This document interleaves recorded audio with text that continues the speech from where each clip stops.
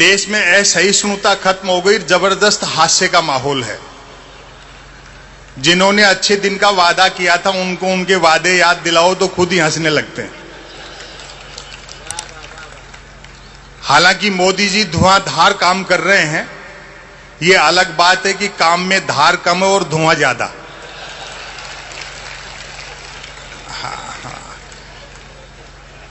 जिम्मेदारी सौंप दो तो सब चीजें ठीक हो जाती हैं।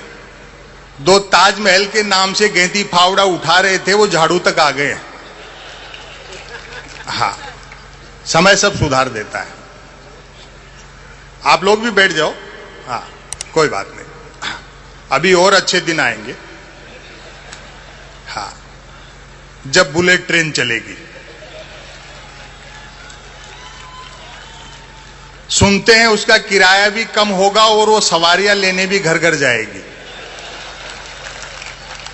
हाँ, प्रधानमंत्री ने जापान के प्रधानमंत्री को कह दिया है कि बुलेट ट्रेन तुरंत चलाइए, चुनाव जीतना है, भले ही पटरियां वटरियां बाद में बिछती रहेंगी।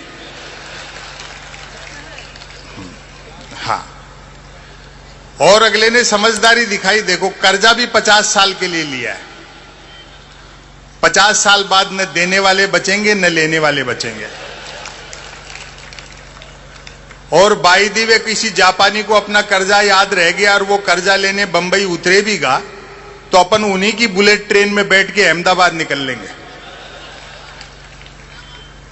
मैंने तो खुद एक मोबाइल फोन फाइनेंस करा रखा है ताकि फाइनेंस करने वाली कंपनियों के फोन आ सके। फोन करने वाली अक्सर लड़की होती है।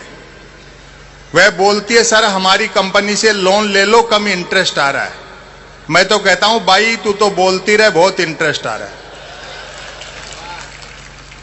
महिलाओं को लेकर के भी काफी बातें की गई। आप लोगों से भी मैं निवेदन करता हूं, शादीशुदा हो तो पत्नी को साथ रखा करो, वरना मन की बात भी रेडियो से करते फिरोगे।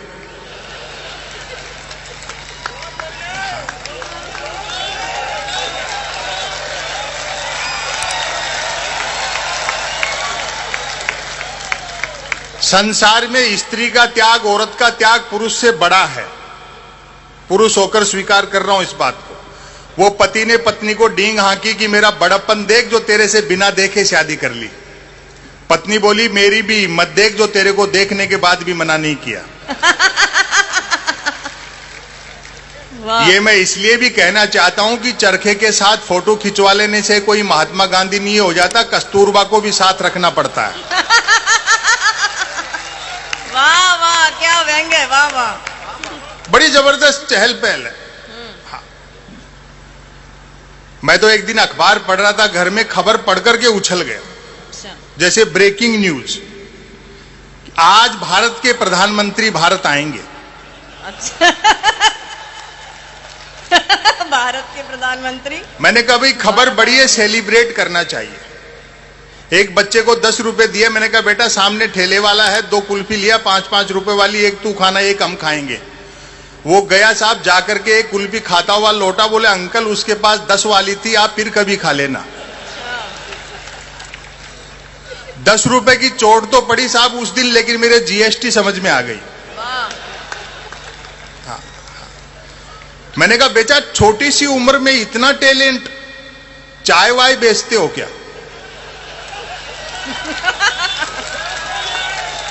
वाह वाह वाह वाह। बच्चों के साथ यही समस्या है, पहले उनको बोलना सिखाओ और बाद में चुप रहना। मैंने कहा बेटा चाय वाय बेचते हो? बोलो नहीं अंकल मैं पढ़ता हूं। और आप तो जानते हैं कि पढ़ना जरूरी है, अनपढ़ के लिए पॉलिटिक्स के अलावा कहीं स्कोप नहीं है। क्या बात है। और व्यंग तक जो पहुंच जाओ तो मुझे बताना। जो बच्चे का जवाब था, मैंने कहा क्यों बेटा? कोई बाबा साधु बन सकते हो, डेरा आश्रम खोल सकते हो, कथा प्रवचन कर सकते हो। और उसने जो जवाब दिया उसका आनंद ले। बोले अंकल वो तो और मुश्किल है, साधु बाबा बनने, डेरा आश्रम खोलने, कथा प्रवचन करने के लिए अनपढ़ होना ही काफी नहीं है, अज्ञानी होना भी जरूरी है। बहुत अच्छा। वो थोड़े समय पहले तो एक नेता ने ये कह दिया था कि बापू का आजादी के आंदोलन में कोई योगदान नहीं रहा। उसको तो हमने गंभीरता से नहीं लिया, हो सकता खुद के बापू के लिए कह रहे हो। बाद में एक दूसरे नेता ने कह दिया गांधी जी को चतुर बनिया। ये मूर्खताओं से बड़ी चहल पहल है इस देश में।